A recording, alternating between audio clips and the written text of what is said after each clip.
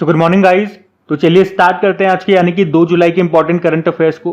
तो इस प्रश्न में आपसे पूछ रहे हैं अभी हाल ही में CBDT यानी कि central board of direct tax के नए अध्यक्ष कौन बने हैं। तो आंसर होगा रवि अग्रवाल।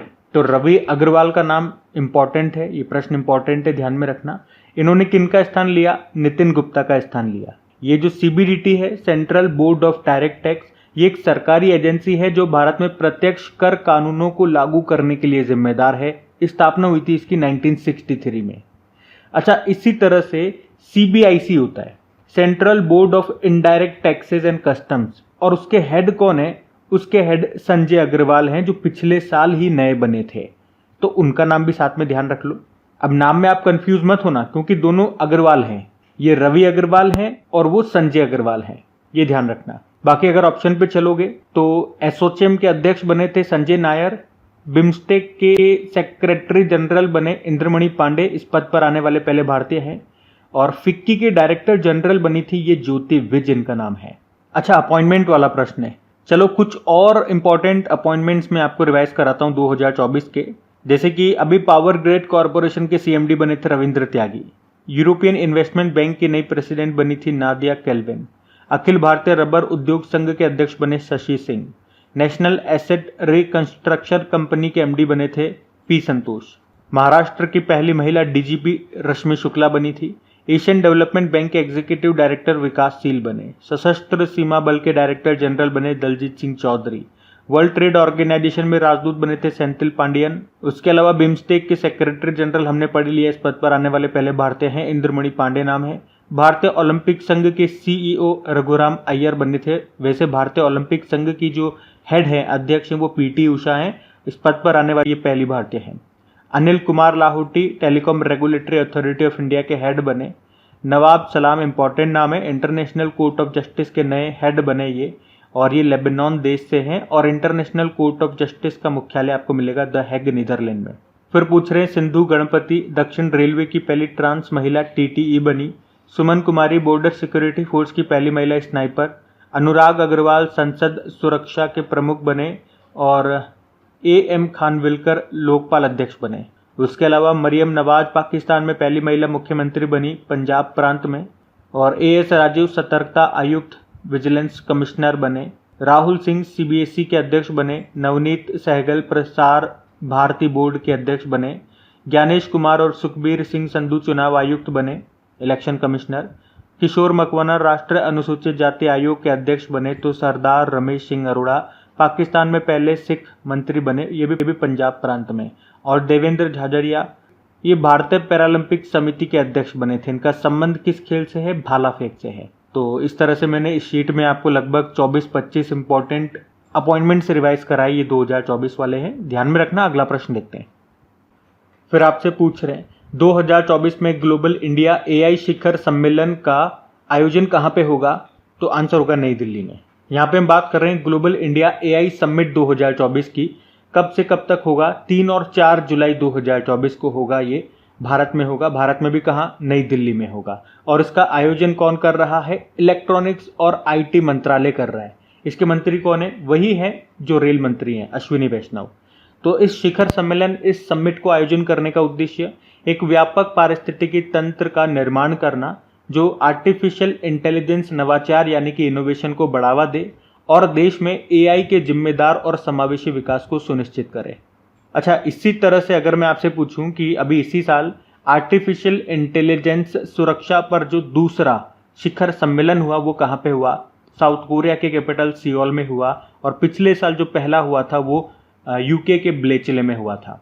देखो, कल का सेशन अगर आप लोगों ने देखा है तो आर्टिफिशियल इंटेलिजेंस से संबंधित अभी तक जितने भी आपके करंट अफेयर्स में प्रश्न बने हैं पिछले 1-1.5 साल में, वो सारे मैंने आपको रिवाइज करवाए थे। याद है आपको? लगभग 30-35 क्वेश्चन करवाए थे। तो आज मैं वो रिवाइज नहीं करवा रहा हूँ। आज एक काम करता हूँ, 2024 के जो इंपॉर्टेंट समिट्स हैं, शिखर सम्मेलन है, वो मैं आपको रिवाइज करवाता हूँ। तो देखो, इस शीट में भी पहला प्रश्न यही है क्योंकि इंपॉर्टेंट है। AI सुरक्षा पर अभी जो दूसरा सम्मेलन हुआ कहाँ पे? साउथ कोरिया के सियोल में। वर्ल्ड फ्यूचर एनर्जी समिट का आयोजन यूनाइटेड अरब अमीरात में हुआ। वर्ल्ड सस्टेनेबल डेवलपमेंट समिट नई दिल्ली में हुआ। First nuclear energy summit Brussels Belgium में हुआ। नवा रायसीना डायलॉग नई दिल्ली में हुआ था और इसमें चीफ गेस्ट ग्रीस के प्रधानमंत्री किर्याकोस मित्सोताकिस रहे। पहला digital India future skill summit Guwahati में हुआ। 7वां हिंद महासागर सम्मेलन ये पर्थ ऑस्ट्रेलिया में हुआ। और विश्व सरकार सम्मेलन 2024 दुबई में। भारत जो है यूनेस्को की विश्व धरोहर समिति की अध्यक्षता करेगा 2024 में। 46 नंबर का एडिशन होगा। और vibrant Gujarat global trade show का आयोजन गांधीनगर में हुआ था। 9वां अंतर्राष्ट्रीय विज्ञान महोत्सव का आयोजन फरीदाबाद में हुआ। 27वां राष्ट्रीय युवा महोत्सव नासिक में हुआ। और पहला भारत स्टीम बॉयलर एक्सपो का आयोजन ये गुवाहाटी में हुआ। एक और जोड़ो, अभी G7 का आयोजन कहाँ पे हुआ था? इटली में हुआ था। तो ये 2024 के मोस्ट इंपॉर्टेंट समिट्स हैं, शिखर सम्मेलन है, इनको ध्यान में रखना। हम अगला प्रश्न देखते हैं। फिर आपसे पूछ रहे हैं अभी राष्ट्रीय चिकित्सक दिवस 2024 कब मनाया गया? तो आंसर होगा 1 जुलाई को। तो आपको पता है भारत में नेशनल डॉक्टर डे हम हर साल 1 जुलाई को मनाते हैं। क्यों मनाते हैं 1 जुलाई को? डॉक्टर बिधान चंद्र रॉय की याद में मनाया जाता है क्योंकि उनकी जयंती होती है इसी दिन। वैसे उनकी जयंती और पुण्यतिथि दोनों एक ही दिन होती है, यानी कि 1 जुलाई को। पहली बार इस दिन को 1991 में मनाया गया था। थीम क्या है? थीम है हीलिंग हैंड्स केयरिंग हार्ट, यानी कि उपचारात्मक हाथ देखभाल करने वाले हृदय। बाकी डॉक्टर बिधान चंद्र रॉय की बात करें तो ये एक प्रसिद्ध चिकित्सक, शिक्षक, स्वतंत्रता सेनानी और सामाजिक कार्यकर्ता भी थे। वे 1948 से लेकर 1962 तक पश्चिम बंगाल के दूसरे मुख्यमंत्री भी रहे थे। उनका जन्म 1 जुलाई 1882 में पटना बिहार में हुआ था। और मैंने आपको बताया उनका जन्मदिन और पुण्यतिथि दोनों एक ही दिन थी, यानी कि 1 जुलाई को। तो इन्हीं के सम्मान में ये दिवस मनाते हैं हम 1 जुलाई को। वैसे 1 जुलाई को GST डे भी होता है क्योंकि आपको पता है भारत में GST लागू हुआ था 1 जुलाई 2017 को। और 1 जुलाई को नेशनल चार्टर्ड अकाउंट डे भी मना रहे हैं। तो 1 जुलाई को ये 3 दिवस हम मना रहे हैं, तीनों मैंने आपको बता दिए, ध्यान में रखना। और अब ये नया महीना स्टार्ट हो गया है, इस महीने के डेज स्टार्ट हो चुके हैं। जब भी आगे कोई डे वाला प्रश्न आएगा मैं बार बार आपको रिवाइज कराऊंगा जो भी हम पढ़ चुके होंगे इस महीने में। तो जो हमारे रेगुलर स्टूडेंट्स हैं उनको तो पता है क्या तरीका है हमारे पढ़ाने का और आपके पढ़ने का, ताकि आपको मैक्सिमम चीज़ें यहीं इसी क्लास में याद हो जाए। तो अगर कोई नए स्टूडेंट है तो उनको बता रहा हूँ, जब भी मैं आपको कोई भी पॉइंट का रिवीजन करवा रहा हूँ, किसी भी टॉपिक का रिवीजन करवा रहा हूँ, तो मेरे साथ साथ बोलने की कोशिश करें। आप बोलोगे तो चीज़ें आपको अच्छे से अच्छे तरह से याद होगी, लंबे से लंबे समय तक याद रहेंगी। तो अगर चीज़ों को लंबे समय तक आप याद रखना चाहते हो ना, कम से कम एग्जाम तक, तो मेरे साथ साथ बोलना चालू कर दो आप लोग, ठीक है। अभी अगला प्रश्न देखते हैं। और हाँ, सेशन अच्छा लग रहा है तो प्लीज़ वीडियो को लाइक ज़रूर करना, दोस्तों के साथ में स्टडी में एक बार इसे शेयर ज़रूर कर देना। अभी अगला प्रश्न देखते हैं।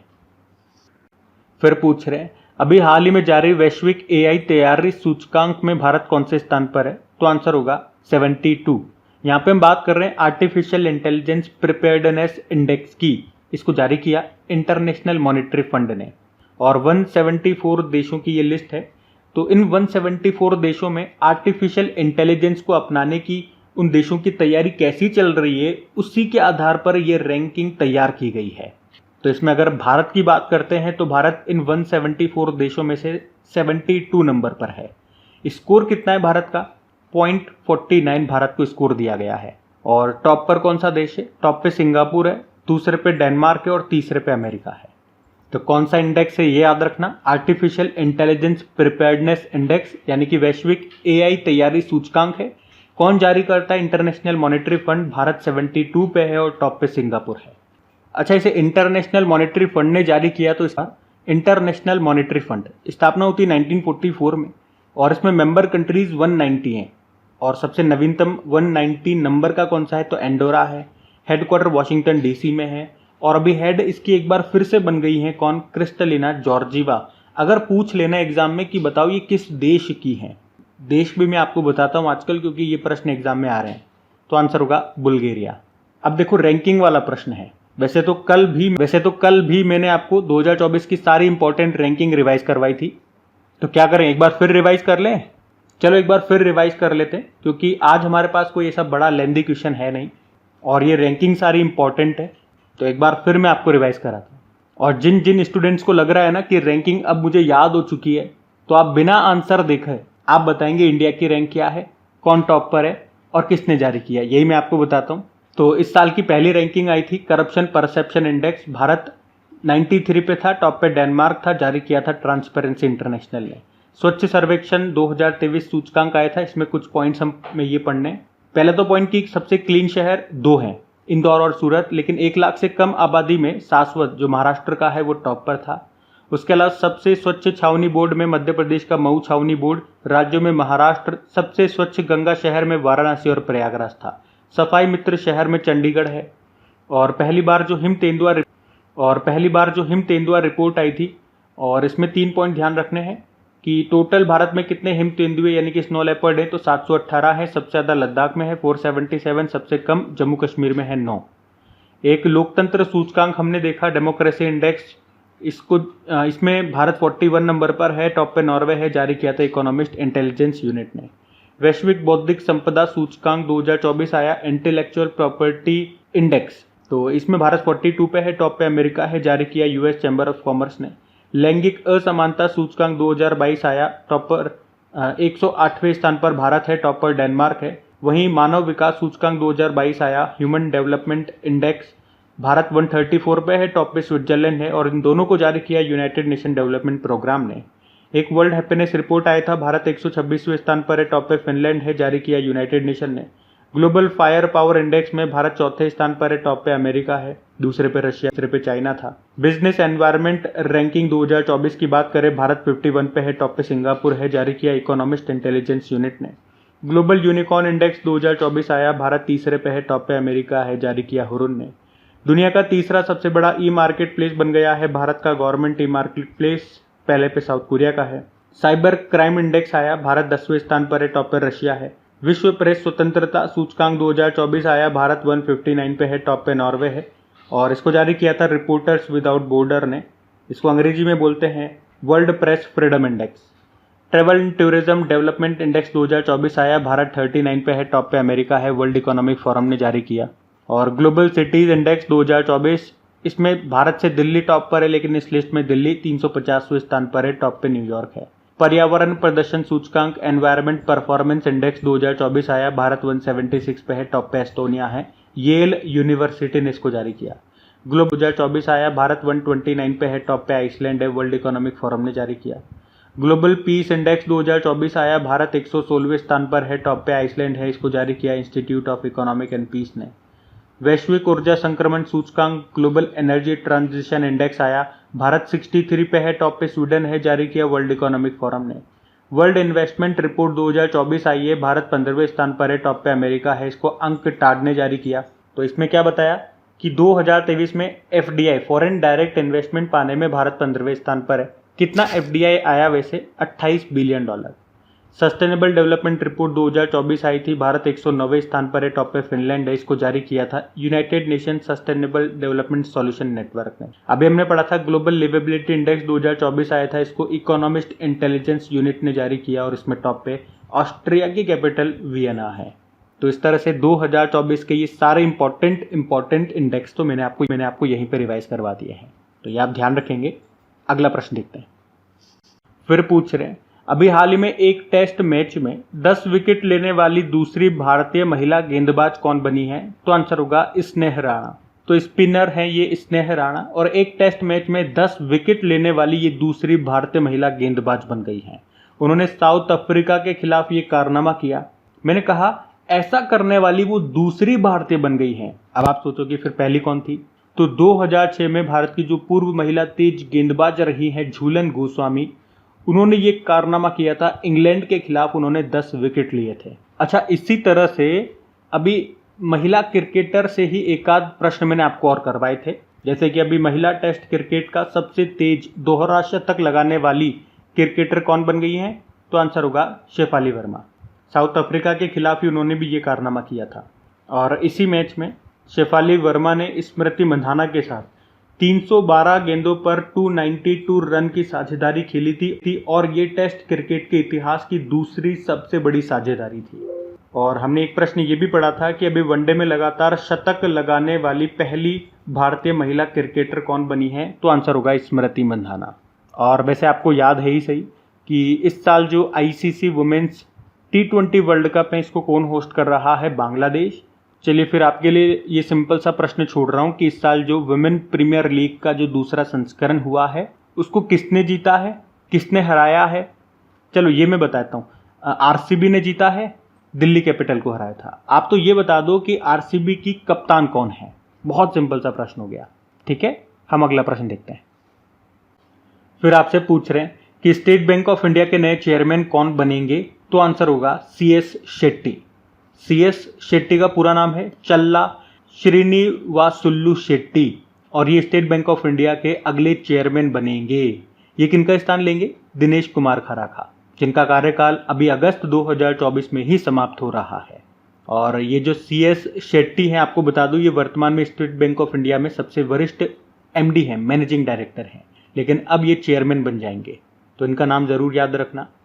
स्टेट बैंक ऑफ इंडिया के स्टैटिक में आपको बताऊं, लेकिन उससे पहले ये देख लो ऑप्शंस कि Sanjeev Nautiyal Ujjivan small finance bank के अभी MD CEO बने थे, निधु सक्सेना बैंक ऑफ महाराष्ट्र की MD CEO बनी और MV Rao Indian bank association के हेड बने थे।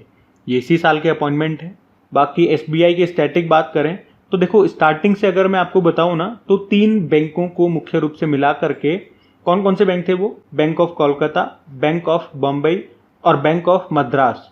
तो इन तीनों को 1921 में मिला करके इंपीरियल बैंक ऑफ इंडिया बनाया गया था, लेकिन फिर बाद में 1955 में इंपीरियल बैंक ऑफ इंडिया का नाम बदल करके स्टेट बैंक ऑफ इंडिया कर दिया गया।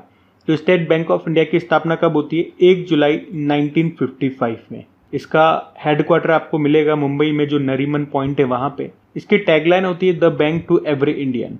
और आपको याद है, श्रीनगर के डल झील में तैरता हुआ ATM खोलने वाला पहला बैंक कौन सा है? वो यही है, स्टेट बैंक ऑफ इंडिया। तो ये ध्यान रखना। अगला प्रश्न देखते हैं। फिर आपसे पूछ रहे हैं, अभी हाल ही में प्रधानमंत्री नरेंद्र मोदी ने Mahaneta life and journey of Shri M Venkaiah Naidu नाम की बुक को लॉन्च किया है। इस बुक के लेखक कौन है? तो आंसर होगा संजय किशोर। तो एक्चुअली में अभी PM नरेंद्र मोदी ने पूर्व vice president M Venkaiah Naidu ji के जीवन पर लिखी गई 3 पुस्तकों को लॉन्च किया है। तीनों में आपको बताता हूं। एक है Venkaiah Naidu life in services, इसको किसने लिखा है? S नागेश कुमार ने। एक ये हमने पढ़ी Mahaneta life and journey of Shri M Venkaiah Naidu, इसको संजीव किशोर ने लिखा है। और एक है celebrating Bharat the mission and message of Shri M Venkaiah Naidu as 13th vice president of India, इसको सुब्बा राव ने लिखा है। और इन तीनों बुक्स को अभी PM मोदी ने लॉन्च किया है। आपको बताए, जो वाइस प्रेसिडेंट होते हैं ये राज्यसभा के पदेन सभापति भी होते हैं। ये जो M वेंकैया नायडू जी थे, ये 2017 से लेकर 2022 तक वाइस प्रेसिडेंट रहे थे। ये है कहाँ से? ये आंध्र प्रदेश से बिलोंग करते हैं। अभी 2024 में आपने इनका नाम फिर से पढ़ा होगा, जब इनको पद्म विभूषण दिया गया। वैसे वर्तमान में हमारे वाइस प्रेसिडेंट कौन है? जगदीप धनखड़ हैं। तो ध्यान रखना ये प्रश्न। अगला प्रश्न देखते हैं। फिर पूछ रहे हैं कि अभी हाल ही में 2024 लियोन मास्टर शतरंज टूर्नामेंट को किसने जीता? तो आंसर होगा विश्वनाथन आनंद। तो पूर्व world chess champion Viswanathan Anand, जिन्होंने अभी 10वीं बार लियोन मास्टर शतरंज टूर्नामेंट का खिताब जीत लिया है। यहाँ पे उन्होंने फाइनल में स्पेन के जेमेस सेंटोस को हराया। ये जो लियोन मास्टर शतरंज टूर्नामेंट है, ये स्पेन के लियोन शहर में ही आयोजित किया जाता है। और इस टूर्नामेंट की खास बात यह है कि इसमें केवल 4 खिलाड़ी ही शामिल होते हैं। चारों खिलाड़ियों के बीच में ये टूर्नामेंट होता है। और अभी 10वीं बार विश्वनाथन आनंद ने ये टूर्नामेंट को जीत लिया है। अच्छा, यहाँ पे चेस से संबंधित कुछ प्रश्न मैं आपको बताता हूँ, तो इन्हीं से शुरुआत करते हैं। विश्वनाथन आनंद ये हमारे पहले ग्रैंड मास्टर हैं। 1988 में भारत के पहले शतरंज ग्रैंड मास्टर ये बने थे। और पहला राजीव गांधी खेल रत्न पुरस्कार भी इन्हीं को मिला था 1991-92 में। और वैसे अभी इसका नाम बदल दिया गया, मेजर ध्यानचंद खेल रत्न पुरस्कार कर दिया गया। और पुरस्कार राशि भी बढ़ा के भी 25 लाख रुपए कर दी गई, पहले तो 7.5 लाख रुपए थी। और आपको ये भी याद रखना है कि अभी लेटेस्ट 2023 का ये जो मेजर ध्यानचंद खेल रत्न पुरस्कार है, किसे दिया गया? तो हमारी जो बैडमिंटन प्लेयर की जोड़ी है, सात्विक साईराज रंकीरेड्डी और चिराग शेट्टी की जोड़ी को मिला था। और ये जो विश्वनाथन आनंद है, इनसे एक और पॉइंट जोड़ लो यहाँ पे कि 2007 में पद्म विभूषण इनको मिला था, जो कि भारत का दूसरा सर्वोच्च सम्मान है भारत रत्न के बाद। और पद्म विभूषण पाने वाले वो पहले खिलाड़ी भी हैं, ये भी इंपॉर्टेंट फैक्ट है। और इनकी जो ऑटोबायोग्राफी है उसका नाम क्या है? माइंड मास्टर है। वैसे भारत के सबसे युवा ग्रैंड मास्टर D गुकेश हैं। पहली महिला ग्रैंड मास्टर S विजयलक्ष्मी है। और 2023 में जो चेस वर्ल्ड कप हुआ था, अजरबैजान की कैपिटल बाकू में हुआ था, उसमें पहले स्थान पे मैग्नस कार्लसन रहे थे, वो नॉर्वे से हैं। दूसरे स्थान पे R प्रज्ञान आनंद रहे थे। बाकू से हमेशा मैं आपको एक पॉइंट रिवाइज कराता हूँ 2024 में जो कोप 29 का आयोजन है वो यहीं पे होगा, और 2023 में कोप 28 यूनाइटेड अरब अमीरात में हुआ था। और वैसे वर्ल्ड चेस डे 20 जुलाई को होता है। भारत में पहली बार चेस अकेडमी खुलेगी उड़ीसा की कैपिटल भुवनेश्वर में। फिडे चेस ओलंपियाड 2024 में कहाँ पे होगा? हंगरी के बुडापेस्ट में होगा। और 2026 वाला उज्बेकिस्तान में होगा। आपको याद है 2022 वाला कहाँ पे हुआ था? भारत में हुआ था। पहली बार भारत में हुआ था ये फिडे चेस ओलंपियाड। भारत में भी कहाँ पे? चेन्नई में। फिडे की बात करते हैं तो ये चेस को रेगुलेट करने वाली बॉडी है वर्ल्ड वाइड। हेडक्वार्टर लुज़ेन स्विट्जरलैंड में है। प्रेसिडेंट है आर्केडी डोरकोविच और वाइस प्रेसिडेंट इसके विश्वनाथन आनंद हैं। तो ये पॉइंट्स इंपॉर्टेंट है, इनको ध्यान में रखना। अगला प्रश्न देखते हैं। फिर आपसे पूछ रहे हैं अभी महाराष्ट्र की पहली महिला मुख्य सचिव कौन बनी है? तो आंसर होगा सुजाता सोनिक। तो वरिष्ठ IAS ऑफिसर है सुजाता सोनिक और अभी महाराष्ट्र की ये मुख्य सचिव बनी है और महाराष्ट्र की चीफ सेक्रेटरी बनने वाली ये पहली महिला है। तो इसीलिए प्रश्न इंपॉर्टेंट है और ख़ास तौर पे महाराष्ट्र के अगर कोई स्टूडेंट इस वीडियो को देख रहे हैं तो उनके लिए ये ज़्यादा इंपॉर्टेंट है। मतलब स्टेट वाइज जो एग्ज़ाम होते हैं वहाँ पे ये किनका स्थान लेंगी? नितिन करीर का स्थान। वैसे आप जानते हो भी नीना सिंह CISF की पहली महिला डायरेक्टर जनरल बनी थी। प्रीति रजक भारतीय सेना की पहली महिला सूबेदार बनी थी और सुमन कुमारी बॉर्डर सिक्योरिटी फोर्स की पहली महिला स्नाइपर बनी थी। अच्छा, यहाँ पे अगर मैं आपसे एक प्रश्न पूछूं कि अभी महाराष्ट्र की ही पहली महिला DGP बनी थी तो आप बता सकते हो इनका उत्तर क्या होगा?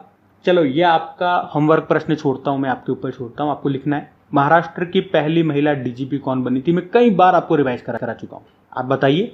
हम अगला प्रश्न देखते हैं। फिर आपसे पूछ रहे हैं अभी हाल ही में मनोज बाजपेयी द डेफिनेटिव नाम की बुक को किसने लिखा है? तो आंसर होगा पीयूष पांडे ने। तो बॉलीवुड एक्टर है, आप सभी जानते हो मनोज बाजपेयी को, और उन्हीं की जीवनी है, ये बायोग्राफी है जिसका नाम है मनोज बाजपेयी द डेफिनेटिव। और इसे किसने लिखा है? पत्रकार पीयूष पांडे ने लिखा है। ये मूल रूप से हिंदी में लिखी गई है और इसका अंग्रेजी में भी अनुवाद किया है किसने? रचित वत्स ने। अच्छा चलो यहाँ पे एक काम करता हूँ, अभी तक जितनी भी इंपॉर्टेंट ऑटोबायोग्राफीज हमने पढ़ी है वो सारी मैं आपको यहाँ पे रिवाइज करवाता हूँ। और ये एक साथ बायोग्राफीज में आपको करा रहा हूँ, ये आपको एक साथ कहीं पर भी नहीं मिलेगी, तो इसका फायदा उठाओ, ध्यान से सुनना इसको। जैसे अभी लेटेस्ट हमने पढ़ा था माइक्रोसॉफ्ट के सह संस्थापक बिल गेट्स की ऑटोबायोग्राफी आई है, नाम है सोर्स कोड। R अश्विन की आई है, उसका नाम है आई हैव द स्ट्रीट अ कुट्टी क्रिकेट स्टोरी, और इसको इन्होंने सिद्धार्थ मोंगा के साथ मिलकर लिखा। एक दिग्गज टेनिस प्लेयर हैं जयदीप मुखर्जी, उनकी आत्मकथा आई थी क्रॉस कोर्ट नाम से। MS धोनी ने प्रोफेसर के अब्दुल गफ्फार के आत्मकथा को लॉन्च किया था, नाम है अनजान साक्षी। तमिलनाडु के मुख्यमंत्री MK स्टालिन की आत्मकथा उंग लिल ओरुवन है। इजराइल के प्रधानमंत्री बेंजामिन नेतन्याहू की आत्मकथा बीबी माई स्टोरी है। 15वें वित्त आयोग के जो अध्यक्ष हैं NK सिंह, उनकी है portraits of power. Sonu Sood की है आई एम नो मसीहा। विश्वनाथ आनंद की माइंड मास्टर हमने देखा। सुरेश रैना की बिलीव है। प्रिंस हैरी की स्पेयर है। प्रियंका चोपड़ा की अनफिनिश्ड है। S सोमनाथ जो इसरो के अध्यक्ष हैं, इनकी आई थी नीलावु कुदिचा सिम्हांगल, मलयालम भाषा में है। और MM नरवणे, मनोज मुकुंद नरवणे जो हमारे पूर्व आर्मी चीफ रहे, जो इनकी आई है वो है 4 स्टार ऑफ डेस्टिनी। तो ये ध्यान रखना, इंपॉर्टेंट शीट है ये। बाकी आज की क्लास को यहीं पे एंड करते हैं। ये थी आज की आपकी करंट अफेयर्स की क्लास। कमेंट करके जरूर बताइएगा क्लास आपको कैसे लगी है। और वीडियो को अभी तक आपने लाइक नहीं किया तो प्लीज याद दिला रहा हूँ, रिक्वेस्ट कर रहा हूँ, वीडियो को लाइक जरूर कीजिए और अपने दोस्तों के साथ में स्टडी ग्रुप में एक बार शेयर जरूर कीजिएगा प्लीज। चलो फिर अभी कल के करंट अफेयर्स का मैं आपको क्विक रिवीजन करा दूं, फिर हम सेशन एंड करते हैं। तो यहाँ पे हम 1 जुलाई के इंपॉर्टेंट करंट अफेयर्स का क्विक रिवीजन कर रहे हैं। तो पहला प्रश्न पूछा था ग्लोबल लिवेबिलिटी इंडेक्स 2024 में कौन सा शहर टॉप पर है? तो आंसर होगा वियना, जो कि ऑस्ट्रिया की कैपिटल है। इसको जारी किया इकोनॉमिस्ट इंटेलिजेंस यूनिट ने। फिर पूछा जंगल की आग का पता लगाने के लिए पहला उन्नत AI सिस्टम ये कहाँ पे लॉन्च हुआ? पेंच टाइगर रिजर्व। फिर पूछा इसरो ये किस मिशन के तहत चंद्रयान 4 को लॉन्च करेगा? तो आंसर होगा स्पेडेक्स मिशन। फिर पूछा अंतर्राष्ट्रीय संसदीय दिवस 2024 कब मनाया गया? 30 जून को। फिर पूछ रहे दुनिया का पहला देश जिसने पशुधन उत्सर्जन कार्बन टैक्स लगाने की घोषणा की? तो आंसर होगा डेनमार्क ने। और यूरोपीय संघ का प्रमुख किससे बनाया गया? उर्सुला वॉन डेर लेयन को। फिर पूछ रहे हैं किस मंत्रालय ने यशस्विनी पहल शुरू की? तो आंसर होगा MSME मंत्रालय। फिर पूछा फ्रांस की थेल्स कंपनी ने भारत में 70 mm रॉकेट बनाने के लिए किसके साथ समझौता किया? अडानी ग्रुप के साथ।